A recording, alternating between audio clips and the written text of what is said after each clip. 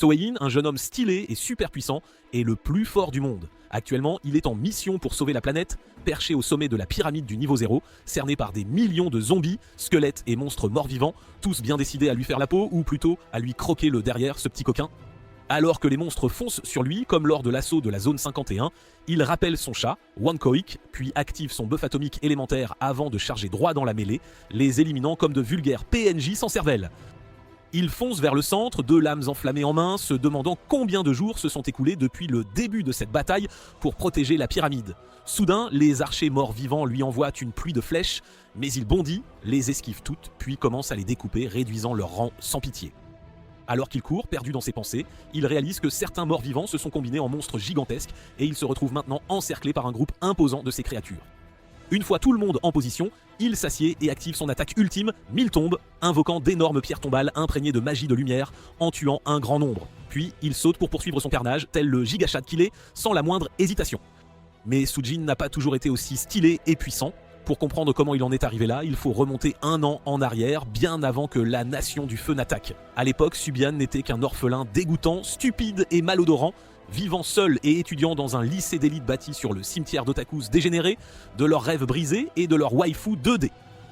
Il pensait que sa vie ne mènerait jamais à rien de grand, comme tous ceux qui ne regardent pas les résumés d'Animan, mais tout a changé quand il a découvert que l'escroc, ce prince égyptien qui réclame 100 000 $ pour fuir son pays en promettant des milliards, était en fait son mystérieux grand-père, et ce dernier lui a légué 10 milliards de yens à dépenser en jeux en ligne. Notre pauvre protagoniste étudie à l'académie privée Zimgnu et loge au dortoir des garçons sur le campus. Ses parents sont partis acheter du lait et ne sont jamais revenus, il a donc dû grandir seul, enchaînant toutes sortes de petits boulots pour subvenir à ses besoins. Il passe la plupart de ses journées à enchaîner les petits boulots et à se faire harceler par des idiots qui n'apprécient pas sa dépendance aux jeux vidéo. Un matin d'été, alors qu'il travaille comme maître nageur et joue discrètement, deux brutes s'approchent et lui demandent s'il a vu passer une beauté aux cheveux roses. Il répond qu'il ne sait pas de quoi il parle et il lui rétorque qu'en tant que maître nageur, il devrait être plus observateur. Suigon leur dit qu'il ne sait pas nager, il ne fait que nettoyer la piscine. Alors, l'une des brutes, pour faire le salaud, jette son chat Wankoik dans l'eau et lui ordonne d'aller le nettoyer. Suigon saute immédiatement pour sauver Wankoik mais se noie Kekyo à ses côtés. La fois suivante où il ouvre les yeux, il se retrouve par terre, près de la piscine, avec son ami Rancho qui attend son réveil. Il lui demande s'il l'a sauvé mais Rancho répond qu'à son arrivée, il avait déjà été sorti de l'eau et que c'est Rika Ria qui l'a secouru. Ria est la fille unique du vice-président de Godgrave Tech Company, l'une des plus grandes entreprises de développement de jeux et d'électronique du pays. C'est la fille la plus riche, la plus intelligente et la plus belle de l'école, avec une file de simps toujours prêts à lui lécher les orteils, c'est dire. Mais avant de continuer, prenons un instant pour apprécier le fait que Rancho lui raconte tout ça en tenant sa copine dans ses bras, tel un Rizzler. Lâchez un like sur la vidéo pour qu'on reçoive un boost de Riz de Rancho le Rizzler. Ainsi, Suigon peut repenser à la dernière chose dont il se souvient avant de se noyer, avoir été embrassé par une beauté aux cheveux roses, et il rougit comme une tomate, tel un vrai simp. Une nuit, alors qu'il travaille comme gardien de sécurité, il tombe sur un couple un peu trop chaud qui tente de se chauffer dans le cimetière, juste à côté du campus. Il leur demande s'il peut se joindre à eux, mais finit par les faire fuir et se retrouve triste d'avoir raté une nouvelle occasion de perdre sa virginité, le pauvre. Après avoir nettoyé le désordre qu'ils ont laissé, il s'installe près d'un lampadaire avec son installation de jeu habituelle, d'où il vole l'électricité pour jouer toute la nuit. Le jeu Dungeon Sentry est la nouvelle tentative de Blizzard pour vous dépouiller de tout votre argent et de votre avenir financier en faisant un MRP payé pour gagner basé sur les compétences. Et Suyon, lui, adore ça. En tant que gamer crasseux et suant qu'il est, Soyon joue à ce jeu toutes les nuits depuis sa sortie. Il a farmé bien plus de niveaux qu'il n'en faut pour terminer les étapes de fin de jeu. Sans limite de niveau, il incarne maintenant un personnage de niveau 180 nommé Gwyn, ne portant qu'un gilet, une écharpe, des sous-vêtements et un casque ridicule sur la tête.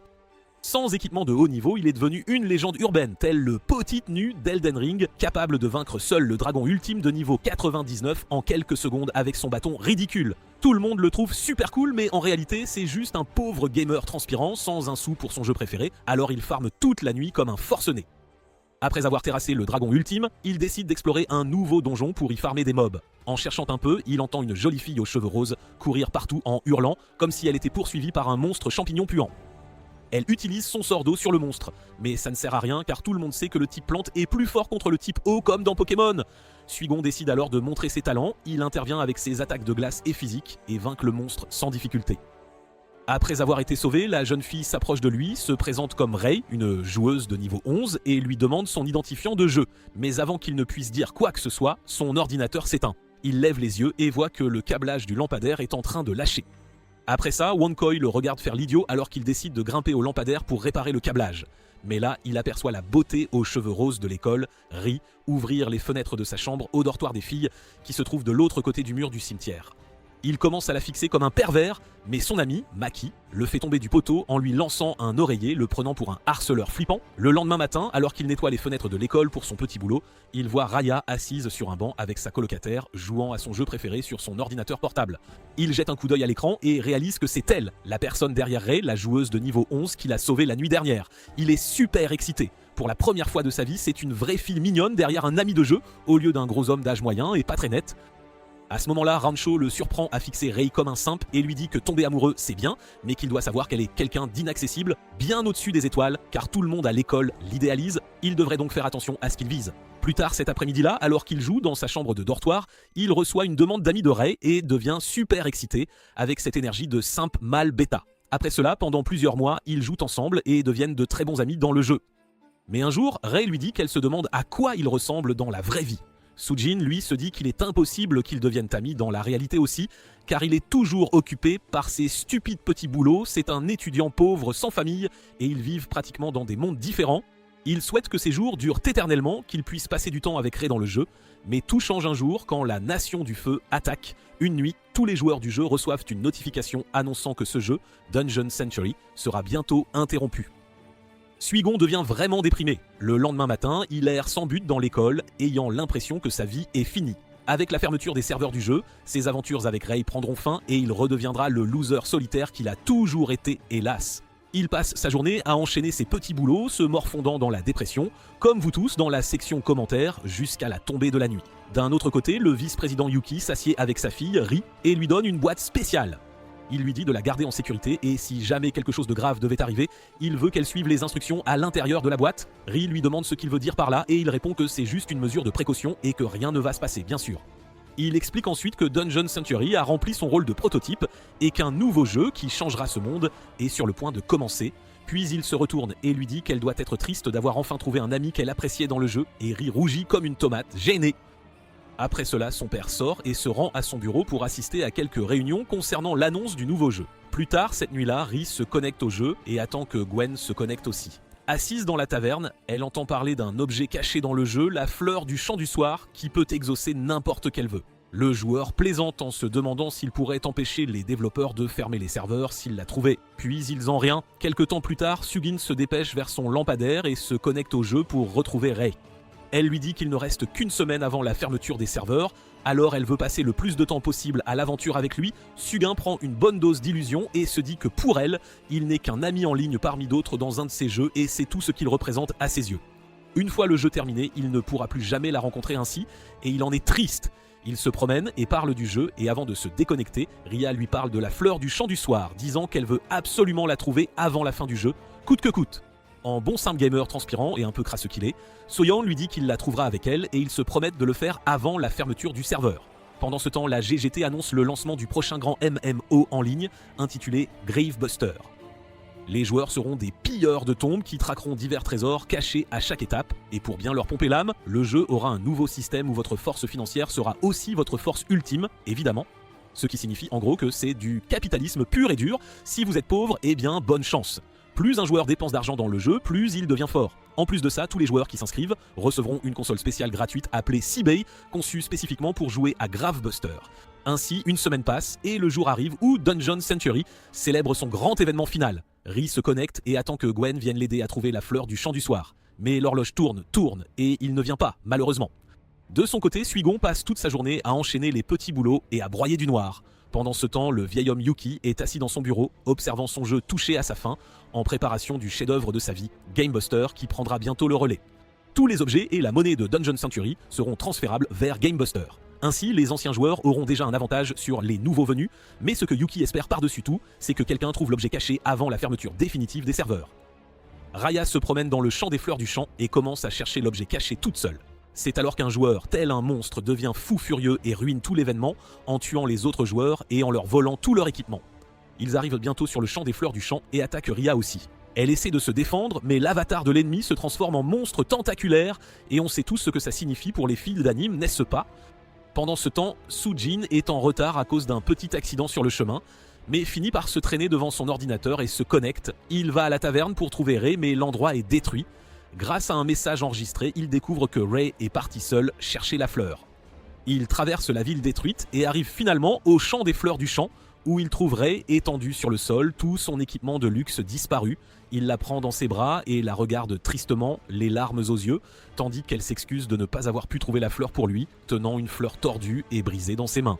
Les larmes de Soo-jin tombent sur la fleur et soudain, elle se met à briller et s'épanouit en une fleur du chant du soir. Tous deux la regardent avec émerveillement, mais alors le monstre tentaculaire attrape Ri et lui déchire la poitrine, faisant d'elle le premier membre chibi du gang des Donuts Morts. Pendant ce temps, Soo-jin s'effondre, la fleur du chant du soir dans les mains, alors que les serveurs s'éteignent et que le jeu prend fin pour toujours. D'un autre côté, une bombe rousse entre dans le bâtiment de la GGT et pénètre dans le bureau du vieil homme Yuki. Elle s'assied sur son bureau, un pistolet pointé sur son crâne chauve, et dit que puisqu'il est un collègue, elle serait triste de devoir l'abattre. Yuki lui demande si elle se prend pour une voleuse de passage qui le tuerait, et il trouve ça ringard, franchement. Il lui demande ensuite si c'est l'idée du président Ling et dit que ça ressemble vraiment à une idée de troisième zone, typique de lui. Elle lui demande alors s'il ne va pas lui dire comment ouvrir la tombe et il lui répond d'aller se faire voir, qu'il n'aidera jamais des pilleurs de tombes aussi audacieux qu'eux. Sur ce, la jeune femme l'appelle par son nom, le désignant comme le dernier gardien de tombe et le remercie pour tous ses services avant de l'abattre froidement. Le lendemain matin, Soo-jin se dirige vers l'école avec son vélo cassé et remarque un coyote qui court dans le brouillard. Il l'interpelle et voit Ray tenir le chat dans ses bras et le caresser. Il passe silencieusement devant elle, mais elle lui dit alors que c'est lui qui l'a protégé dans le jeu tout ce temps et lui demande s'il lui permettrait de le remercier, enfin. Il répond qu'il ne le mérite pas car il n'a rien pu faire quand c'était important et il n'est même pas venu à temps comme promis. Elle lui dit que ce n'est pas grave et lui demande s'il la protégera dans le nouveau jeu Grave Robber.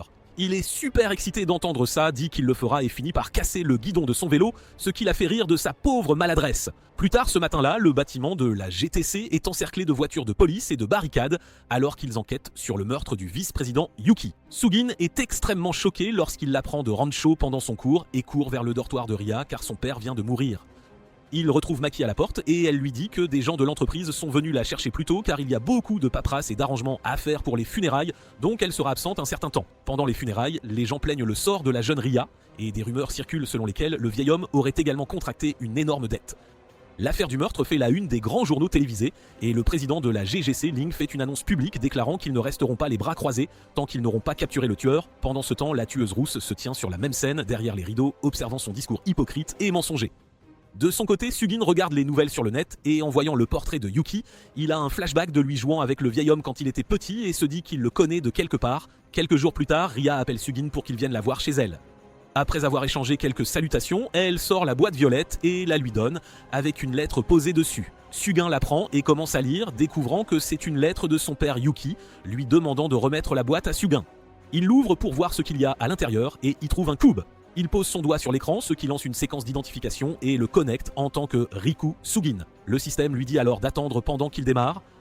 Il se demande pourquoi le vieil homme voudrait qu'il ait cette console. Puis Ria lui révèle qu'elle n'est pas la fille biologique de Yuki. Elle a été adoptée très jeune et ne sait rien de son vrai père, malheureusement.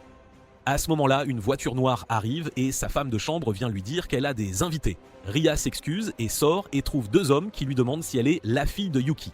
Pendant ce temps, le système se charge sur le C-Boy de Soo-jin et il le prend pour voir de quoi il s'agit. Il regarde l'écran et découvre qu'il a maintenant 10 milliards de yens sur son compte de jeu et pense que c'est forcément une erreur. À ce moment-là, un enregistrement commence à jouer et il s'avère que c'est le vieil homme Yuki qui parle, disant qu'il est l'homme qui a élevé Ri et qu'il est aussi son vrai grand-père. Il dit ensuite qu'il ne s'en souvient peut-être pas, mais que tout est vrai. La raison pour laquelle il lui a laissé cet héritage, c'est parce qu'il veut qu'il utilise cet argent pour que lui et Ri puissent vivre heureux pour toujours. Suigon se met à rougir comme le simp qu'il est et commence à rêver de Ri comme sa femme, mais Yuki ajoute qu'il y a une autre chose importante qu'il devrait savoir. Les vrais parents de Ri étaient des amis partageant le même but, mais les ennemis les ont atteints les premiers et les ont assassinés. C'est pourquoi il a adopté Ri comme sa propre fille pour la protéger, mais maintenant qu'il est parti, il veut qu'il utilise cet héritage pour la protéger à son tour. À ce moment-là, Soo-jin entend le cri de Ria venant de l'extérieur. Il voit les deux hommes la forcer à monter dans la voiture, lui disant qu'elle doit les accompagner au bureau pour régler l'énorme dette que son père décédé a laissée derrière lui. Soo-jin voit ça, dévale les escaliers et leur dit de s'arrêter là, tout de suite. Sur ce, il se met à courir vers eux, prêt à en découdre, pensant qu'il va gagner grâce au pouvoir de l'armure du scénario, mais il se fait botter le cul par l'un des types qui s'approche et le tabasse au sol comme un vulgaire déchet. Voyant son pauvre cul se faire tabasser, Ri devient vraiment triste et leur dit qu'elle ira avec eux et fera tout ce qu'ils veulent. Quand le type arrête de le frapper, Sugin lui attrape le pied et le supplie d'en avoir plus. Enfin, il leur dit d'arrêter et affirme qu'il paiera la dette pour elle. Il découvre que la dette s'élève à 500 millions de yens et se met à courir à l'étage pour récupérer l'argent de son Sibai. Mais il réalise alors que la monnaie du jeu ne peut pas être échangée contre de l'argent réel. On ne sait pas pourquoi ça le choque, mais il est vraiment surpris par ce fait, le pauvre. À ce moment-là, il entend la voix de Ria et regarde par la fenêtre, la voyant emmenée dans la voiture noire. Elle le remercie d'avoir essayé de l'aider, même s'il n'est qu'un loser. Alors que la voiture s'éloigne, il se met à pleurer, pensant au sourire de Ria, à leur moment passé dans le jeu et au fait qu'il avait presque obtenu la bénédiction de son père décédé pour l'épouser. Avec le pouvoir du simping et un désir intense de perdre sa virginité, il décide de les poursuivre à vélo. Les hommes dans la voiture disent que c'est bien qu'il ait pris une bonne raclée et que ça aurait dû ramener son esprit délirant à la réalité. Mais alors, ils l'entendent foncer derrière eux sur son vélo, hurlant le nom de Ria comme un canard enragé. Ria baisse la vitre et le regarde. Il lui dit qu'il la sauvera quoi qu'il arrive et elle répond qu'elle l'attendra. Mais alors, le chauffeur, excédé par leur stupide romance, pile sur les freins sans pitié. Sugin se retrouve devant leur voiture, puis il le percute par derrière, le faisant s'écraser brutalement sur le bord de la route. Ria se recroqueville sur son siège, désespéré, tandis que les deux hommes à l'intérieur rient de sa stupide bêtise. Mais soudain, un homme encapuchonné se téléporte dans la voiture, les surprenant tous. Le chauffeur demande qui il est et l'homme se présente comme Silicone. Il utilise son pouvoir pour les tuer tous les deux, puis provoque un accident avec leur voiture. Suigon s'approche et lui demande qui il est et ce qu'il a fait de Ri. Silicone lui dit qu'il a un message pour lui. Temujin-san l'attendra dans Gravebuster. Puis il disparaît de la scène comme par magie, tel un Houdini des temps modernes, juste avant que la voiture n'explode. Plus tard cette nuit-là, Sugin s'allonge dans son lit, dans sa chambre, et tente d'activer la console de jeu, mais elle ne fonctionne pas pour une raison inconnue. Il se laisse tomber en arrière, repensant à tout ce qui s'est passé, et se demande ce qu'est ce jeu, Gravebuster, que Yuki a créé. Et puis, qui était ce type et où a-t-il emmené Ri? Toutes ces questions inondent son toit, inondent son esprit, il se sent submergé, mais à cet instant précis, son séab se met à briller d'un vert éclatant et une beauté aux cheveux verts, dotée d'atouts généreux, apparaît au-dessus de lui. Surpris, il lui demande qui elle est et pourquoi elle est là. Elle répond qu'elle est Twin Star et qu'elle est là parce qu'il l'a appelée en tant que son maître. Il lui dit qu'elle s'est trompée de numéro de chambre, mais Twin Star affirme le contraire, puis les téléporte tous deux à l'intérieur de Gravebuster au stage 34. Après la téléportation, il regarde autour de lui, se demandant si c'était bien Gravebuster, puis la voit étourdie au sol. Soudain, elle est enveloppée de fumée et se transforme en deux petites créatures adorables. Sujin se demande alors si c'est là sa véritable forme. Pendant ce temps, trois autres joueurs apparaissent sur Patas sur la même scène, mais loin de Sujin. Ils se préparent à piller le trésor et commencent à explorer les lieux, tandis que Sugin, lui, tripote Twin et Star, se demandant ce qui se passait. À ce moment-là, une créature massive en forme de pyramide émerge du sable et demande qui a osé troubler son sommeil. Sur ce, nous sommes téléportés à la scène d'introduction du jeu où nous découvrons le mythe de la création. Il y a bien longtemps, une déesse toute puissante a créé ce monde. Après cela, elle a sacrifié sa propre vie pour créer d'innombrables autres existences, s'épuisant complètement. Une fois tout en place, elle a décidé de s'endormir pour l'éternité à l'intérieur du tombeau impérial. Sa mort a laissé derrière elle un immense pouvoir et son nom était déesse Bango. De retour auprès de Sugan, l'apparition de l'énorme pyramide effraie Twin Star, qui se transforme en ses versions numériques et se réfugie dans son Sibei. Une fois à l'intérieur, elle se présente comme les guides de ce jeu et lui souhaite bonne chance avant de prendre la poudre d'escampette. La pyramide entend cela et déclare qu'elle ne le laissera pas partir. Elle va maintenant le tester pour voir s'il est digne de devenir un gardien de tombe. Sa mission est de repousser tous les intrus à ses côtés et de protéger cette scène 2. Mais alors, il baisse les yeux et remarque Sujin qui s'éloigne, déclarant qu'il s'en fiche autant de lui que vous, chers spectateurs, de votre vie sociale. Il dit qu'il n'a pas le temps pour toutes ces balivernes, mais la pyramide rétorque que cela signifie qu'il ne se soucie pas de Rikuri et ne veut pas la sauver. Il dit que s'il ne réussit pas le test, il ne pourra pas la sauver. Cela met Sujin en rage, qui se retourne pour lui demander comment il savait cela. À cet instant, un énorme faisceau d'énergie passe en trombe derrière lui et fonce vers la pyramide, évitant de justesse que son arrière-train malodorant ne finisse en joue de porc rôti. Heureusement, l'attaque rate sa cible et passe à côté de la pyramide. Sujin lui demande ce que c'était. D'un autre côté, nous voyons les trois joueurs de tout à l'heure viser la pyramide de loin. La jolie blonde dit à son jeune frère et sniper EU qu'ils ont raté mais que le prochain coup fera mouche, c'est certain. Après cela, elle dit à la petite fille « Ferrin d'aller de l'avant et de servir de diversion pour les ennemis ». De retour auprès de Suigon, la pyramide déclare que les pillards de tombes ont déjà commencé à attaquer et qu'il doit la vaincre s'il veut réussir ce test. Suigon dit Elk, puis lui dit de commencer et la pyramide lui intime de se préparer. Après cela, elle tire un laser vert sur le sol et invoque une séduisante femme chat nommée Shastia. Incarnation du désert, une fois invoquée, elle se tourne vers le jeune homme et lui demande s'il est suyant. Quand il confirme, elle dit qu'elle l'attendait et lui saute dessus comme une renarde, lui volant son premier baiser. Suigon est d'abord excité, mais tout s'éteint alors qu'il est plongé dans une cinématique de flashback, se remémorant un vieux souvenir d'enfance avec Yuki quand celui-ci lui avait donné son écharpe rouge. Il se souvient que Yuki était en fait son grand-père et devient sentimental. Shastia dit qu'ils ont réussi à briser le sceau de ses souvenirs et est très heureuse. À ce moment précis, la pyramide prend également la parole et déclare qu'il est temps de révéler sa véritable forme. Soudain, le compartiment supérieur de la pyramide s'ouvre et de l'intérieur, Riku Yuki en sort, flottant sur un tube d'air. Il se présente comme son grand-père et dit que bien qu'il ait eu de nombreuses identités dans la vraie vie, sa seule et véritable identité a toujours été celle du grand-père de Subien. À cet instant, Tive utilise sa capacité d'invocation de cartes, cœur de centipède, et envoie un tas d'insectes répugnants vers la pyramide. Pendant ce temps, Pharren lance une série d'explosions sur le site avec son épée explosive, puis chevauche l'une des centipèdes en direction de Sugan. Ils pensent tous au trésor et aux récompenses qu'ils gagneront à ce stage, se disant qu'ils seraient riches après ça et se préparent à tirer un autre coup d'énergie sur la pyramide. Pendant ce temps, Yuki explique qu'il est la donnée que le vrai Yuki a sauvegardée dans ce jeu avant de mourir dans la vraie vie. Ils courent de tous à l'intérieur de la pyramide et Yuki l'emmène au poste de pilotage du gardien, conçu spécifiquement pour ce stage caché. Le géant gardien Yuki 34, il prépare alors le géant à s'activer et attend tandis que Pharren attaque la pyramide avec une puissante attaque tranchante explosive de son épée et la coupe en deux. Mais il s'avère qu'en réalité, la pyramide s'est juste ouverte pour révéler le véritable géant gardien, venu des profondeurs. Le géant gardien sort, détruit instantanément quelques centipèdes et fait flipper Forens avec son énergie de grand D. D'un autre côté, Rei se réveille d'un cauchemar où elle ne parvient pas à sauver Suigon de la noyade l'autre jour et se retrouve enfermée dans une cellule, sous la surveillance d'une jeune fille. La fille lui jette une robe et lui dit de se préparer pour la purification, puis l'emmène à un étang où quelques sirènes l'aident à prendre un bain. De retour sur le champ de bataille, Suijin et Shastia sont à l'intérieur du géant gardien, mais ils sont toujours aussi novices qu'à l'extérieur. N'ayant aucune idée de comment le contrôler, ils sont bombardés par les centipèdes et Pharren qui pensent que ce n'est qu'un gros tas de ferraille. Pendant ce temps, Suigen et Shastia peinent à encaisser toutes les attaques et Yuki repense à l'origine du monde. Il explique que les gardiens de tombes et les pillards de tombes se disputent le tombeau de la déesse depuis plus de 1000 ans, mais qu'à l'origine, les deux camps possédaient les mêmes pouvoirs. Il dit ensuite que les gardiens de tombes existent pour contrer les pillards de tombes qui veulent semer la destruction et s'approprier le pouvoir de la déesse. Leur devoir est de protéger les tombes, le pouvoir et le monde. Mais avec le temps, le nombre de gardiens de tombes n'a cessé de diminuer, au point qu'il n'en reste aujourd'hui qu'une poignée. Pendant ce temps, EU a fini de charger son canon et tire un autre faisceau Kamehameha massif sur le géant gardien, réussissant à lui arracher une jambe. Le géant s'effondre au sol et Shastia s'inquiète, mais Sujin semble avoir un plan. Il lui dit de s'occuper d'abord du canon à longue portée. Le géant se met en position avec son arme, tandis que Shastia prend en charge la visée et le tire. Sugin scanne la zone, localise EU et Phoebe et lui dit de prendre son temps pour viser puis de les attaquer. Une fois tout aligné, Shastia tire et un puissant faisceau d'énergie rouge est lancé sur EU.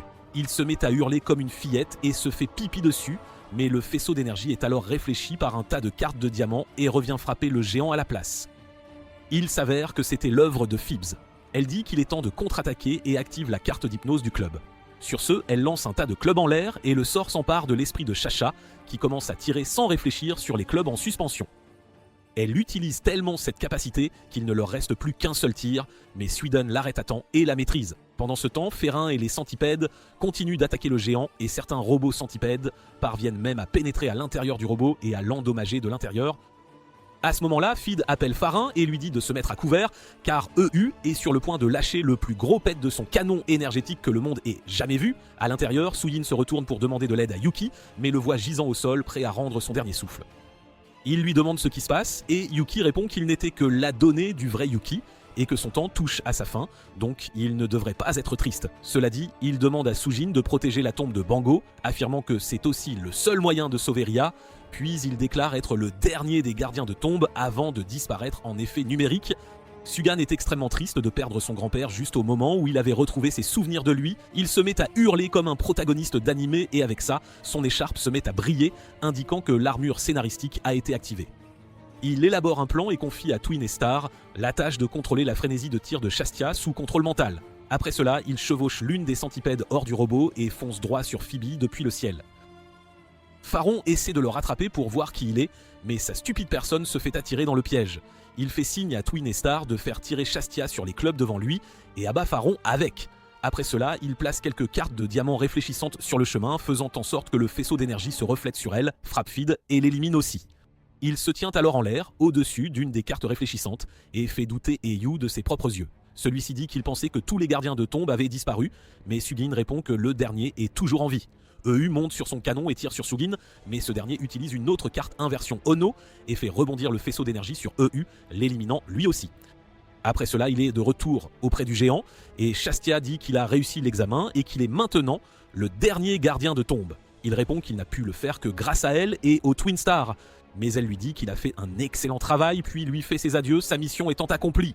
Sur ce, elle lui fait un câlin et toute la scène, ainsi que le géant Shazia, disparaît en particules numériques et Sujin tombe dans un gouffre sombre de vide digital. Mais une fois qu'elle est partie, une folle dame aux cheveux roses et armée apparaît derrière lui et dit qu'elle se demandait qui elle allait affronter, mais il s'avère que ce n'est qu'un petit bébé. Elle dit qu'il n'est pas le dernier gardien de tombe et que c'est son droit, puis elle l'abat avec son fusil. Après avoir été touché, Suidon est déconnecté du jeu et se téléporte de nouveau dans son lit. Il vérifie sa poitrine pour la blessure par balle, mais elle guérit rapidement et il redevient normal. Il reçoit alors un appel sur son cube et décroche pour voir de qui il s'agit. L'homme à l'autre bout du fil se présente comme Temujin du clan des Totems et lui dit qu'il l'attendra dans Gravebuster avant de raccrocher. Après cela, Sugin reçoit une image de lui montrant Ria allongée sur le lit. Se sentant totalement vulnérable, il commence à s'inquiéter pour sa sécurité et son bien-être. Avec la sortie de Gravebusters, le monde entier a désormais sauté sur cette tendance folle. Être un chasseur de dot et un monsieur gros sous est la nouvelle mode et nous voyons de nombreux novices se connecter avec plus de 100 000 yens pour acheter du bon équipement et l'utiliser pour attirer l'attention des filles. Le lendemain, dans le jeu, au stage 35, Mines d'Or, nous voyons Phoebe et son groupe retrouver leur chef autoproclamé, Wild Wolf, le Cringe Lord, et nommer leur équipe les Chasseurs d'Or. C'est un groupe de joueurs qui cible spécifiquement les novices et les tractent pour tous leurs objets en or. Ils attendent dans un point chaud et guettent les proies fraîches et finissent par tomber sur une équipe de canetons dodus, courant partout avec leur nouvel équipement. Le gros gars abat un monstre et gagne de l'or, et pendant que tout le monde le couvre de louanges, Fit s'approche d'eux avec furin et dit qu'elles ont trouvé un grand trésor dans les mines plus loin, mais que les monstres les ont attaqués et maintenant elle a peur. Elle essaie d'utiliser ses charmes et ses ruses pour les transformer en simps et les faire la suivre jusqu'aux mines. Une fois là, il demande où sont les monstres et elle répond qu'ils ont dû s'enfuir en voyant leur nouvel équipement, mais les monstres à l'intérieur de la mine les ont attaqués et ont volé plus de 3 millions de pièces. En entendant cela, les simps avides courent immédiatement vers la mine, tandis que Furin regarde leur tête de nœud et soupire. Une fois en place, Eyu utilise son bâton et les piège à l'intérieur d'une cage énergétique. À ce moment précis, monsieur, Kringlard saute et dit qu'il va maintenant prendre tout ce qu'il possède. D'un autre côté, Suidon se rend à la bibliothèque de l'académie et se renseigne sur le nouveau jeu. Il veut trouver plus d'informations sur Temujin et les totems pour avoir une piste sur RE. C'est alors que Rancho le rencontre à la bibliothèque et lui dit qu'il a la personne idéale pour lui en présentant sa nouvelle grande petite amie. Il dit que malgré son apparence, c'est une dingue de jeux vidéo et qu'elle a même participé à la bêta fermée, tandis que Suvian se demande ce qui est arrivé au goût de son pauvre ami. De toutes ses recherches, il découvre que le monde de Gravebuster est actuellement dirigé par un homme nommé Dark Tiger, qui est le chef d'une organisation appelée Precious. Precious est un groupe massif de fils à papa, et ils utilisent là leur richesse pour voler l'argent et les objets des autres joueurs, et s'en servent pour contrôler le monde. Mais récemment, des groupes se sont levés pour combattre Hans Precious. Parmi eux, l'un s'appelle Totems et il est dirigé par ce type nommé Temujin. C'est un homme terrifiant, prêt à tout pour obtenir ce qu'il désire, et il est dépeint comme un méchant. Plus tard ce soir-là, Soo-hyun regarde la photo de Ri que Temujin lui a envoyée et réfléchit au fait qu'il ferait n'importe quoi pour obtenir ce qu'il veut. Il commence à avoir des idées folles et se roule sur le lit comme un pingouin surexcité. Pendant ce temps, Rai se réveille dans sa chambre et est approchée par Temujin en personne. Il lui dit qu'elle obtiendra tout ce qu'elle veut, il suffit de le demander, mais qu'elle ne peut pas partir d'ici. De retour dans le monde réel, Soo-hyun se rend au dortoir des filles et rend visite à Maki. Elle dit que personne ne sait où elle est allée et qu'on dirait qu'elle a tout simplement disparu. Il regarde l'ordinateur portable de Ri et se résout à la ramener, disant à Maki qu'elle reviendra bientôt. Après cela, il active sa console et appelle Twin Star avant de lui dire qu'il est prêt et de se téléporter dans le jeu avec elle. Pendant ce temps, Monsieur Kringalurat et son équipe font la fête dans le lobby des joueurs après avoir pillé plus d'1 million de yens aux novices. Il dit qu'attaquer les noobs avec beaucoup d'argent est la meilleure stratégie, et Phoebe lui dit de se calmer car il n'a pas l'air très cool en le disant à voix haute. À ce moment-là, Furon pointe du doigt un grand type à l'air peu ragoûtant, assis en haillons à la table devant eux. UW dit qu'il va aller voir ce qui se passe avec lui. Il revient plus tard avec l'information que ce type était le chef des généraux, l'une des équipes piliers de Precious. Son groupe a été anéanti par une folle furieuse sortie de nulle part qui les a dépouillés de tous leurs biens. Ils pensent que c'est fou et disent que ce doit être de fausses informations et qu'ils ont dû avoir un conflit interne et une brouille. Après cela, ils partent tous pour une autre chasse et piègent encore un autre groupe de 3 novices. Kringvalurd sort son épée et empoignarde l'un d'eux. Soudain, tous leurs objets et leur argent commencent à disparaître de leur compte et sont transférés à celui de Krangleard, qui leur dit qu'une fois le compte d'un joueur à 0, il sera déconnecté de force et son compte sera supprimé. Après avoir dépouillé l'un d'eux, il se prépare à s'occuper des autres, mais à ce moment-là, quelqu'un tire sur la cage de loin et la brise. Les novices dans Fuolodouil s'enfuient et Kringleard pointe son épée vers le tireur et leur demande ce qui se passe. Il s'avère que c'est la même folle qui a tiré sur Suigon la dernière fois et elle dit qu'elle est là pour les traquer. Farion commence le combat en tirant une série d'explosions vers elle avec son épée et Phoebe, avec EU, enchaîne avec une attaque combinée de réflexion et de faisceaux d'énergie. Mais la folle esquive tout cela comme si elle était Batman et possède l'armure scénaristique d'un protagoniste d'animé. Elle atterrit devant Kringlord, mais Phoebe et les autres l'encerclent et lui disent pas de laisser tomber son arme. Elle regarde leur tête d'ahurie et dit « D'accord », puis lâche son arme pour activer un sort de cage gravitationnel qui les piège tous. Elle saute ensuite et pointe son arme vers Kringlord, lui disant de remettre la marchandise. Il se met à pleurer comme une madeleine et dit qu'elle devrait aller prendre les objets de son groupe car ils sont bien plus forts et précieux. Il la laisse s'approcher très près de lui avec son numéro de lâche, puis la poignarde avec son épée dès qu'elle se retourne. Il la traite de stupide, tandis que Phoebe et les autres les traitent de déchets pour les avoir vendus. La folle dame dit que c'est une épée qui transfère le pouvoir financier d'une personne à l'autre, et d'après ce qu'elle sait, elle prend au joueur le moins puissant pour le donner à la personne la plus riche. Il dit oui et révèle que malgré son apparence, il vaut plus de 50 millions de yens. Mais il est ensuite surpris en regardant son compte et il s'avère qu'elle est l'une des 5 joueuses du jeu avec des comptes de plus de 100 millions de yens. Les 5 milliardaires. Elle le regarde et dit qu'elle ne voit pas d'inconvénient à lui donner son or s'il peut le porter, puis elle lui lâche une brique d'or massive dessus à la Madara Uchiha et tue son personnage sur le champ.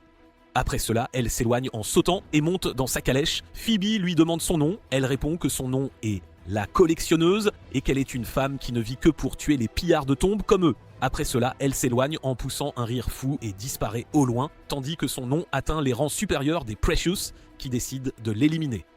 Pendant ce temps, à l'intérieur de la base des totems, leur membre, Retread, présente à Mujin un CBI rouge qu'il avait commandé.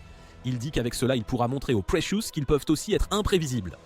La fille Chibi Ninja, Koshiriko, le regarde et lui demande s'il va le donner à Ri, disant qu'elle est inutile maintenant que Yuki est mort, mais Silicone l'arrête et lui dit de se calmer. Temujin l'écoute et lui dit qu'il sait qu'elle ne comprend pas la vraie valeur de Rikuri, mais qu'elle le comprendra bientôt. Après cela, il habille Rei d'une tenue totalement inappropriée pour le travail et lui offre un cibé rouge, l'invitant comme nouvelle membre des totems. Pendant ce temps, nous voyons Su Yun voler au-dessus d'une arène au stage 10, appelée porte de bataille jumelle. Il veut rencontrer l'organisateur de ces combats, un certain Lao Long, car il est aussi responsable des cours pour débutants. En montant, Ino manque de peu un jeune garçon, Takashi, qui escalade le côté de l'arène. Il lui propose de le faire monter en demandant à Twinstar de les porter tous les deux. On découvre alors que Takashi est un pauvre orphelin qui vit avec sa sœur aînée, Maikan. Ils vivent dans les bidonvilles et s'en sortent à peine. Takashi entend parler de ce nouveau jeu et apprend qu'on peut y gagner pas mal d'argent. Ça me semble être une arnaque de jeu blockchain, mais Maikan l'encourage et travaille dur pour leur procurer à tous les deux une console CBA. Ils jouent et s'entraînent beaucoup. Takashi obtient une arme qui lui permet de prendre des photos et de les stocker pour augmenter sa puissance. Ensuite, il peut utiliser les souvenirs de ses clichés comme carburant pour créer des armes plus puissantes et lancer des capacités dévastatrices. Un jour, Mikan tombe gravement malade. Takeshi est donc là pour remporter le prix réel de 10 millions de yens, plus un familier léopard des neiges de glace en jeu, la récompense du tournoi organisé par le président Lao Long. D'un autre côté, Suigon, l'un des 5 seuls milliardaires du jeu, survole l'arène, car il n'a pas voulu payer les 50 000 yens de frais d'entrée. En bas, un combat fait rage entre le soi-disant meilleur mage de glace du jeu, Mammoth Viking, et le soi-disant numéro 1, Frost Magician EU. Fiv et Farin observent de l'arène, amusés par ces titres autoproclamés un peu pompeux, et sont aussi excités que Rei rêvant de souiller Noli. Bientôt, leur combat commence. U attaque le viking avec son bâton et ses éclats de glace, mais celui-ci avance à travers eux, balançant sa hache comme un singe. Les choses semblent mal tourner pour EU, mais en réalité, il essaie d'attirer le viking pour qu'il crée plein d'éclats de glace et se place au centre. Ainsi, il pourra utiliser sa magie pour le geler avec tous les morceaux brisés et remporter le combat.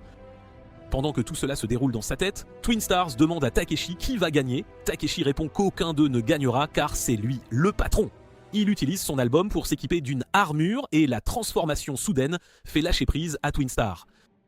Takeshi tombe sur EU et l'assomme instantanément. Après ça, il défie le Viking et les commentateurs qui confirment que selon le règlement officiel, si un intrus défie les participants, il devient lui aussi participant. Ainsi, Takeshi et Sujin sont inscrits comme participants et leur combat contre le Viking commence. Takeshi utilise son album et le transforme en un énorme marteau explosif, mais le Viking est bien trop fort pour lui et Takeshi se fait juste botter les fesses. Suigon a l'air un peu perdu, mais il découvre que Takeshi fait ça pour sa sœur malade et qu'il perd ses souvenirs d'elle à mesure qu'il se bat. Il a de la peine pour lui et décide de se battre à sa place, en vrai mâle alpha. Au début, on dirait qu'il va entrer et vaincre le Viking comme un bad boy, mais il finit par devoir esquiver ses attaques en priant Dieu de ne pas se faire assommer en un coup. Bientôt, le Viking s'ennuie, utilise sa magie de glace et lui gèle les jambes sur place. Sugin se débat et essaie de toutes ses forces de s'en sortir, mais rien n'y fait. Le Viking s'approche de lui avec sa grosse hache et s'apprête à porter le coup final. C'est alors que Twinstar intervient, bloque le coup à main nue et dit à Sujin qu'il ferait mieux de payer pour ça plus tard. Elle repousse le Viking et lui dit de se préparer à voir sa vraie forme. Elle se transforme comme si elle allait devenir un dragon à deux têtes, mais au lieu de ça, elle redevient Twin et Star, les deux boules de poils toutes mignonnes. Le Viking les trouve mignonnes et les attrape, mais Takeshi intervient et les sauve, affirmant qu'un héros sauve les filles et qu'il a encore la volonté de se battre. Entendant le petit morveux parler comme un homme, Twin et Star sont ravis et redeviennent Twin Star. Elle remercie Takeshi de les avoir sauvés, puis se transforme pour de bon cette fois, devenant un véritable dragon à deux têtes. Le président Laolong vérifie ses documents et confirme qu'il s'agit d'un familier bête de tombe humanoïde de haut niveau, ultra rare, connu sous le nom de dragon de jade à deux têtes de classe S. Tout le monde se demande comment un amateur comme Sugin a pu apprivoiser un familier d'un tel calibre. Twinstar décide d'en finir rapidement, met fin au combat en tirant sur le Viking avec son souffle d'émeraude, le transformant en cristal avant de le réduire en poudre et de revendiquer la victoire. Ainsi, il remporte le tournoi. Sujin donne tous les prix à Takeshi et décide de passer à l'étape suivante. Il va suivre le cours pour débutants organisé par le président Laolong. De son côté, le président se demande qui est Sujin et s'inquiète qu'elle soit la compagne de la folle qui a remporté ce tournoi en solo il y a longtemps, tout en pensant aux collectionneurs. Sujin se rend ensuite au lieu du cours pour débutants et rencontre deux nouveaux joueurs qui sont là aussi. Il essaie d'être amical et les salue, mais le type aux cheveux violets l'ignore avec son air hautain habituel, tandis que le gros fan de musique semble le reconnaître comme le gamin fauché de sa classe qui enchaîne les petits boulots. Il s'avère qu'il s'appelle Cha et qu'il était le président du conseil des élèves ainsi qu'un camarade de classe de Sujin. Mais ce dernier ne se souvient pas de lui car il dort toujours en classe ou travaille à l'extérieur, donc il n'a pas vraiment beaucoup d'amis à part Rancho, son ami imaginaire Timmy. C'est alors qu'une fille à la peau claire, en quête d'attention, se téléporte sur scène et se présente comme leur entraîneuse pour ce cours, Rin. Elle appelle chacun par son nom et révèle que le type aux cheveux violets s'appelle Titan. Elle les guide ensuite à travers la scène rocheuse et leur dit que leur leçon se déroulera ici, sous forme de vrais combats. Elle explique que ce sont les vestiges d'une tombe vieille de 100 ans, pillée de fond en comble après que les pillards de tombe aient vaincu son boss. Sho regarde autour de lui et remarque une tonne de monstres cachés dans l'ombre autour des falaises et interroge Rin à leur sujet. Elle dit qu'ils s'appellent des singes des tunnels et explique qu'ils sont plutôt rapides et intelligents. Pour leur leçon, ils doivent tous les vaincre. Sho suggère de travailler ensemble, mais Titan, jetant un œil à son pauvre ami, déclare qu'il fera les choses à sa manière. C'est alors qu'il se retourne et remarque un groupe de singes des tunnels qui courent des sans-moires vers eux. Les monstres leur sautent dessus immédiatement, mais Rin les repousse tous avec son combo à la Sanji et commence à expliquer les bases du jeu. Elle dit que chaque personne qui s'inscrit reçoit un objet unique appelé Buster Item et ce sont vos armes. Cha sort ses armes et révèle une lame circulaire dorée appelée Storm Hide, tandis que Titan manie un gant sophistiqué nommé Metal Fist. Cha interroge Sujin sur son Buster Item, mais celui-ci le repousse en disant que ce n'est rien d'aussi cool que les leurs. C'est alors que Rin les avertit que les monstres arrivent et ils commencent tous à se battre.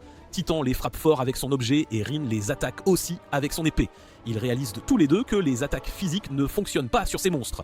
Suigan essaie aussi en repoussant un monstre contre la falaise et constate qu'ils n'ont subi aucun dégât de son attaque. Cha demande comment ils vont les vaincre si les attaques physiques ne marchent pas. Rin répond qu'ils devront d'abord vaincre leur chef, un singe géant à 3 yeux appelé Grand Singe des Tunnels. Sa magie est ce qui rend l'armure des autres singes des tunnels si résistante. Cha demande comment ils vont vaincre cette chose, mais Titan s'avance tel un vrai mâle alpha et frappe le grand singe avec son poing, le mettant à terre. Après ça, il l'écrase au sol et enchaîne avec un coup de poing direct, transformant le monstre en un tas d'or. Tout le monde le regarde avec admiration et Cha dit qu'il a déjà vu ce mouvement quelque part. Le singe bosse à terre, Rin commence à découper les autres comme une princesse guerrière, Xia se transforme immédiatement en un fan transi pour elle, danse sur le champ de bataille avec son arme autour de lui comme un cerceau et abat aussi quelques ennemis. Comme ça, il nettoie Rachimu rapidement toute la zone. Sujin demande si cela signifie qu'ils ont réussi le cours pour débutants. Sho commence à se plaindre, disant qu'il veut que Rin lui donne plus d'ordre, en bon fan transi qu'il est, mais Rin répond que pour terminer ce cours, ils doivent la vaincre et leur lance des couteaux kunai.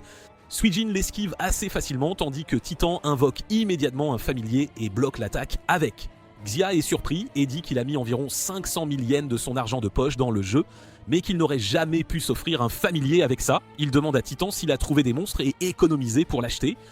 Titan l'ignore comme d'habitude. Alors il se tourne vers Sujin et dit que vu qu'il enchaîne toujours les petits boulots, il doit être pauvre, donc il ne s'attend pas à ce qu'il ait mis de l'argent dans le jeu. Après l'avoir taquiné sur sa pauvreté sans le vouloir, il dit que sa famille est riche, donc il s'assurera de mettre plus d'argent dans ce jeu pour devenir plus fort et le protéger aussi. Après ça, Rin lui dit d'arrêter de parler autant et de retirer le couteau de sa tête. Shio lève les yeux et remarque qu'il a été touché par un de ses couteaux plus tôt. Il tombe au sol, pensant qu'il a maintenant un peu de son ADN en lui, vu qu'elle l'a frappé avec un de ses objets, et commence à faire le fan transi comme un puceau idiot. Après ça, Rin se tourne vers Sujin, utilise son œil spécial pour examiner son arme et lui demande de lui montrer comment ça marche. Sujin dit que ce n'est rien de spécial. C'est alors que Titan attaque Rin et essaie de la surprendre, mais elle esquive son attaque, puis recule pour invoquer son épée et se prépare au combat. Sur ce, ils commencent à croiser le fer et ça se transforme en un combat digne de Bleach, volant dans les airs avec leurs attaques. En les regardant, Cher réalise que Titan est en fait un joueur pro légendaire, champion du monde de 3 jeux de combat VR 3 ans de suite. Mais cette année, Formula, il n'a participé à aucun tournoi et le voilà ici. Entendant tout cela, Titan se retourne et leur demande à tous les deux s'ils veulent de l'aide, car ils ne pourront pas passer à l'étape suivante sans la vaincre. Shaw s'excite et dit qu'il va gagner cette bataille et avouer son amour à Rin, puis il se précipite vers elle. Pendant ce temps, Sujin active son arme, l'écharpe du corbeau, et utilise l'objet numéro 1, premier sang engagé, qui lui permet de copier la capacité du premier à tomber au combat. Il pense que c'est inutile tant que personne n'est vaincu et attend que quelqu'un tombe. Mais alors, Xia l'interpelle et lui montre sa capacité spéciale qui lui permet de devenir invisible et de ne faire qu'un avec le vent, afin qu'il puisse aussi voler. Avec ce pouvoir, il décide de s'approcher furtivement de Rin pour lui chuchoter son adresse email à l'oreille et commence à voler vers elle en parlant comme un idiot. De son côté, Titan parvient à repousser Rin et la fait descendre à 15% de PV. Ils se tiennent face à face et se préparent à se battre, mais Rin pousse son épée derrière elle et poignarde Sha qui s'approche d'elle par derrière. Sur ce, Sha tombe et est vaincu. Suyin lui tient la main et écoute ses supplications perverses et naïves alors qu'il est déconnecté du jeu. Après ça, il se lève, fait face à Titan et lui dit qu'il ne peut pas vaincre Rin car elle est invincible. Entendant cela, Titan s'énerve et dit que c'est lui l'invincible, puis commence à la combattre comme un fou. Pendant ce temps, Suegan utilise la capacité spéciale de Shaw pour devenir invisible et s'envole dans le ciel à la recherche de quelque chose. Il finit par le trouver caché dans l'un des wagonnets et s'y engouffre, révélant la véritable identité de leur instructrice, Rin, qui est en fait une jeune fille nommée Farin. Sa capacité s'appelle Mirage Leurre et elle permet au leurre de copier l'apparence de son joueur. Il révèle qu'il l'a découverte parce que plus tôt, Rin avait attaqué Shaw depuis un endroit hors de sa vue, ce qui signifiait que la vraie Rin les observait se battre de loin. Il en informe aussi Titan, ce qui marque la fin de leur cours pour débutants, et il débloque la fonction de la carte d'alliés. Farin explique qu'avec cette carte, ils peuvent former des groupes avec d'autres personnes et connaître leur statut. Elle interroge ensuite Sujin sur sa véritable identité, disant qu'elle a du mal à croire qu'il soit juste un débutant avec un familier si puissant et une connaissance si avancée du jeu. Il répond qu'il lui dira peut-être plus tard et commence à s'éloigner. Mais alors, Titan saute et l'attaque avec son poing, disant qu'il veut aussi savoir à quel point il est vraiment fort. Suigon esquive l'attaque et s'enfuit avec Feren dans un bâtiment au loin, lui demandant pourquoi elle ne riposte pas. Elle explique qu'après avoir utilisé son Mirage Leurre, elle ne peut pas se battre pendant un certain temps, puis lui demande pourquoi il l'a aidé à s'échapper. Il dit qu'il veut former un groupe avec elle, mais elle le traite de pervers pour avoir essayé de draguer une petite fille comme elle. Il parie alors avec elle, s'il bat Titan dehors, elle rejoindra son groupe et ils se font un serment d'auriculaire. C'est alors que Titan défonce le bâtiment et les projette tous les deux dehors avec son énorme poing métallique. Il décide de passer en mode berserk, mais Sujin l'arrête en libérant sa technique et en utilisant la capacité de Shaw, l'homme du vent. Sur ce, il utilise la manipulation du vent et crée un camouflage avec des feuilles pour le combattre. Il combine cela avec sa vitesse, son vol et son invisibilité et parvient à le prendre par surprise en lui faisant croire qu'il le frappe en l'air alors qu'il lui assène furtivement une attaque tranchante à la jambe. Titan devient fou de rage et essaie de l'attaquer, mais il se sent épuisé et tombe à genoux. Suikin lui dit de se rendre et de mettre fin à ce combat stupide. Mais Titan répond qu'il ne se rendra jamais à un paysan idiot comme lui, puis active la technique ultime de son arme, la lame de Tabutan, qui transforme son poing métallique en une voiture de sport de luxe. Il est vraiment furieux contre Suijin et charge sa voiture avec 100 millions de yens avant de décider de la lui foncer dessus et de l'écraser. Suikin relève le défi, se place devant Furin comme un bouclier et lui dit de venir lui lécher les bottes. Titan appuie sur l'accélérateur et fonce droit sur Suijin. Mais à sa grande surprise, il le percute et a l'impression d'avoir heurté une montagne. La voiture rebondit après l'impact et s'envole dans les airs. Farine lui rappelle que dans ce monde, le pouvoir financier est le pouvoir ultime. Quelqu'un avec moins de richesse ne peut jamais vaincre une personne plus riche. Elle se demande qui est vraiment Suijin et comment il a autant d'argent pour qu'une voiture chargée à 100 millions de yens ne lui fasse absolument rien. Su dit qu'il ne peut pas lui en parler, mais il peut lui dire que Titan a perdu toute sa fortune et sera maintenant forcé de se déconnecter et de voir son compte supprimé. Mais il réalise alors que la voiture chargée sans propriétaire va exploser comme une bombe atomique. Suijin la couvre tel un vrai mâle alpha et quand ils ouvrent les yeux, ils se retrouvent coincés sous un wagonnet de mine renversé. Suijin l'interroge sur sa capacité d'identification d'objets, disant que c'est plutôt cool et qu'il adorerait l'avoir dans son équipe. Il la fait se sentir utile et dit qu'il va lui mettre son email dans son CBEI, mais elle répond qu'elle a déjà trop d'emails, alors il devrait lui donner autre chose. C'est alors que le FBI envoie la collectionneuse depuis le sous-sol pour enquêter sur ce que Suijin était sur le point de donner à Feren. Elle les éjecte tous les deux du wagonnet, elle sort de terre et dit à Suijin qu'elle se demandait s'il allait suivre le cours pour débutants, mais de penser qu'il flirtait avec une petite chose cachée sous un wagonnet. C'est un sacré garnement. Suijin se lève et s'approche d'elle, disant qu'il a aussi des questions pour elle. Mais Faron lui dit de faire attention car elle a utilisé son œil sondeur pour la scanner. Normalement, un joueur avec un totem divin aurait une flamme bleue autour de lui, mais elle en a 10. Elle ajoute ensuite que la seule joueuse qu'elle connaisse avec cette capacité est la collectionneuse, l'une des 5 milliardaires du jeu. Sugain tient son écharpe et demande ce qu'une milliardaire fait ici.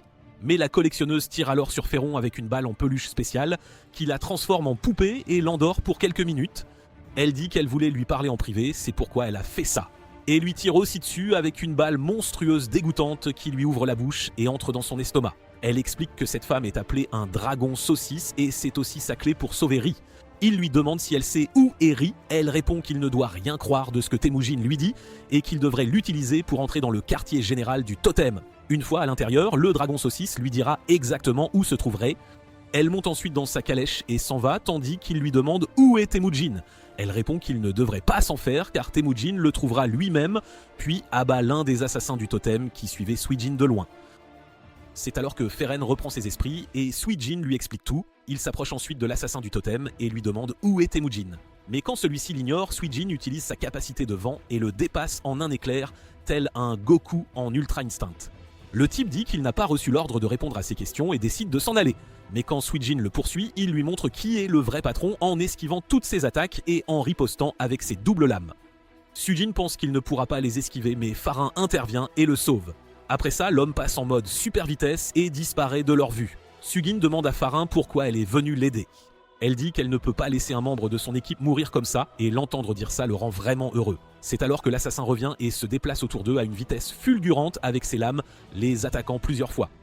Après ça, il repousse Feren, mais Sugin la sauve avec sa super vitesse. Ils remarquent tous les deux le numéro 32 écrit sur leurs mains, comme un compteur numérique. Ils en déduisent que c'est le nombre de fois qu'il les a coupés et décident que ça doit faire quelque chose une fois qu'un certain nombre est atteint.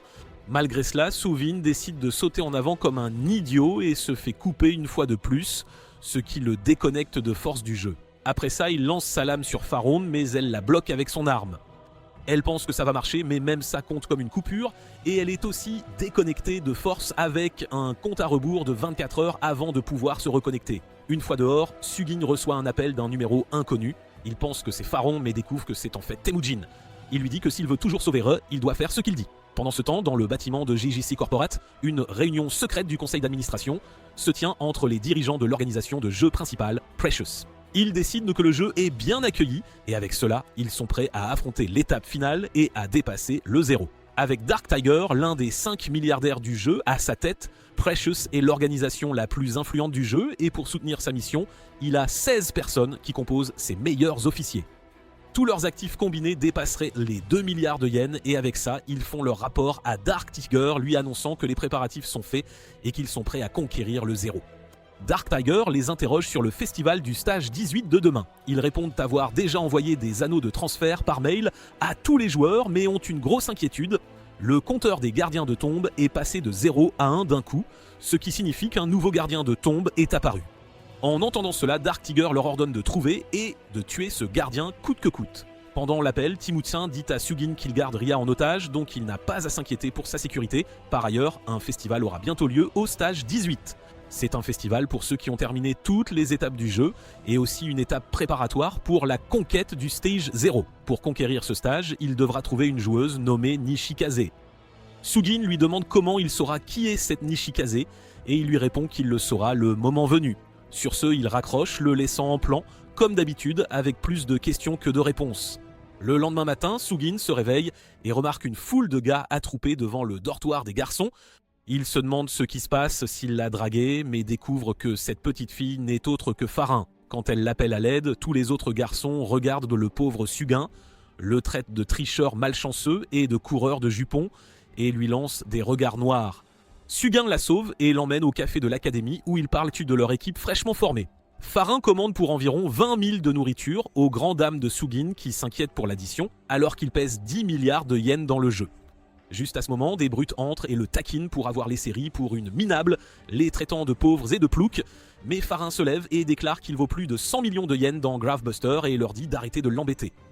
Sugin pense que, même si c'est vrai, tout cet argent ne vaut que dalle dans la vraie vie. Mais il découvre ensuite qu'il peut utiliser sa monnaie numérique du jeu pour payer la nourriture au café, et ça le sidère complètement. Il utilise son CBEY et règle la note. Les brutes sont surprises quand la serveuse dit qu'elle ne peut pas afficher le montant total de son solde, car il est trop élevé pour la machine. Après s'être goinfré de 2 bols de ramen instantané, il ramène Farin dans sa chambre, attirant encore plus de regards noirs et même quelques cibles du FBI sur sa tête. Une fois à l'intérieur, il lui explique que son but est de sauver cette fille, qui a été kidnappée par Temujin des totems. Farin dit qu'elle l'aidera en tant que coéquipière, puis ils se connectent tous les deux au jeu. Ils arrivent au stage 10 avec ses 2 arènes et trouvent beaucoup de monde rassemblé. Farin dit qu'un événement va bientôt commencer et que c'est l'un des lieux principaux pour les annonces.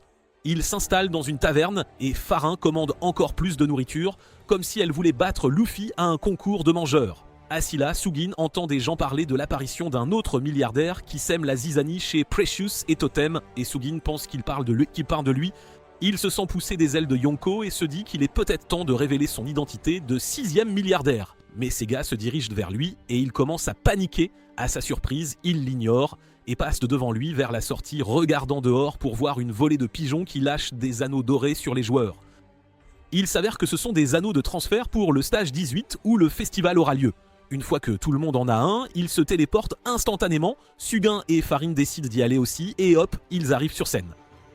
De l'autre côté, Dark Tiger est assis sur son trône et lance la conquête du stage 18. Il compte utiliser les joueurs plus faibles comme boucliers de chair pour nettoyer ce stage, les observant d'un air supérieur, tel un seigneur des ténèbres arrogant, tandis que les monstres du stage les déchirent. Il parle ensuite à l'un de ses officiers, Bashida, et lui dit d'éliminer la piétaille pour qu'il puisse passer directement au gardien boss de ce stage. Bashida utilise un combo éclair en chaîne avec son épée et évapore instantanément tous les stupides mobs du stage en une seule attaque, laissant tout le monde bouche bée. Une fois les petits monstres disparus, le stage invoque son gardien boss, qui s'avère être un puissant hémomancien nommé Aslan.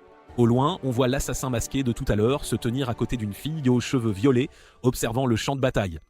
La fille s'avère être Nishikaze et Timotien leur a ordonné d'attendre là l'arrivée du dernier gardien. De retour sur le champ de bataille, les joueurs décident de s'acharner sur Aislinn et l'attaquent tous en même temps, lui arrachant instantanément un bras. Mais alors, Aislinn se régénère comme un vampire et son bras se reforme à partir du sang ambiant. D'un autre côté, Sweetheart observe la bataille du haut d'un pilier, mais il remarque une fissure dans l'espace au-dessus de lui, se retourne pour voir de quoi il s'agit et aperçoit les cieux avant de se prendre un coup de pied en pleine face par Nishikaze. Il lui demande ce qui ne va pas chez elle et elle répond que son boss lui a dit d'attendre, mais elle s'ennuyait, alors la voilà. Farin lui dit qu'elle est forte et Sugin découvre aussi que c'est la Nishikaze que Temujin lui a dit de rencontrer.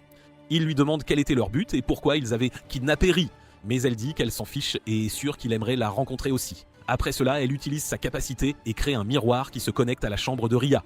Sugin peut la voir mais il ne peut pas lui parler et Ria ne peut pas le voir non plus, mais il est heureux de savoir qu'elle va bien. Juste à ce moment, Nishikaze l'attaque à l'improviste mais il esquive et elle dit que son boss lui a dit qu'il était fort, alors elle voulait le vérifier par elle-même.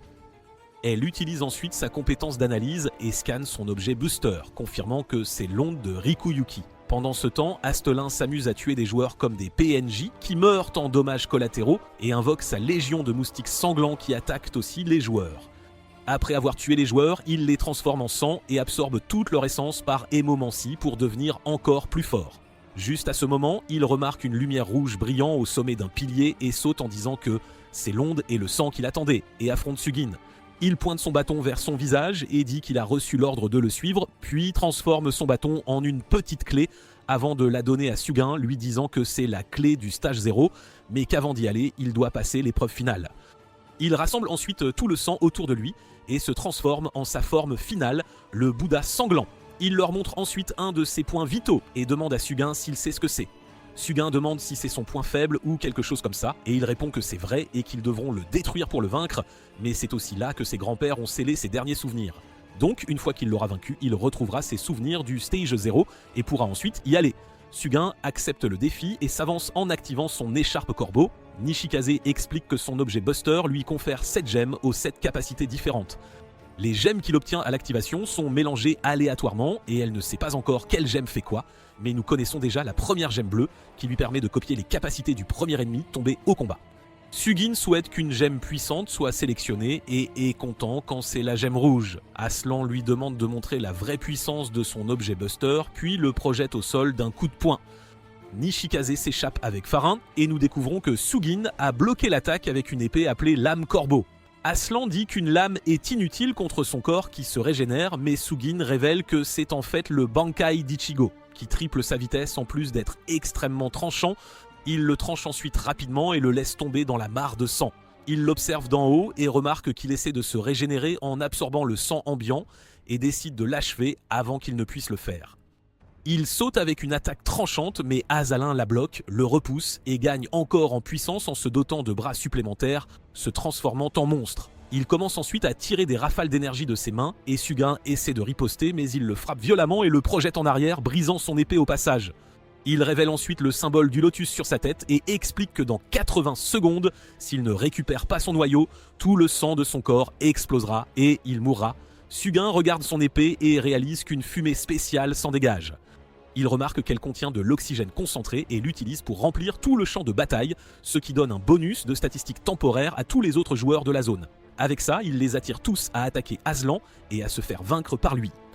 Mais tout cela fait partie de son plan. Il fait ensuite utiliser à Aslan son attaque ultime, Dragon de Plasma. Le temps est écoulé, il le fait absorber tout le sang des joueurs vaincus, mais au lieu de guérir, son corps éclate en une mare de sang rouillé et Aslan est vaincu. Sugin explique qu'il a utilisé un peu de chimie pour empoisonner le gardien assoiffé de sang en convertissant l'oxygène de son corps en ozone et qu'il ne pourra plus se régénérer dans cet état pendant un certain temps. Il prend son noyau et lui demande comment l'utiliser et Asselin lui dit de l'emmener au stage 0 et il comprendra alors. Pendant ce temps, tous les joueurs autour de lui le regardent avec admiration pour avoir vaincu Asselin seul et pensent donc qu'il doit être un milliardaire aussi. Alors que les rumeurs commencent à se répandre, un groupe d'hommes masqués arrive soudainement sur les lieux et se révèle être une équipe appelée les Silverbacks. Les Silverbacks s'avèrent être un groupe de millionnaires travaillant sous les ordres de leur chef, qui possède plus de 100 millions d'actifs. Ils disent à Sugin de leur remettre le noyau et de partir, sinon ils vont lui casser la gueule et le déshabiller. Mais Sugin leur dit de fermer leur sale gueule et de revenir le mois prochain pour leur combine de mendiants. En entendant cela, ils deviennent fous de rage et leur montrent leur barre d'actifs, révélant qu'ils ont tous plus d'1 million d'actifs et que le chef en a plus de 5 millions de yens. Ils agitent ça comme des singes complexés, mais Sugin dit que c'est plutôt petit, puis sort son propre bâton et surprend tout le monde en révélant qu'il est milliardaire.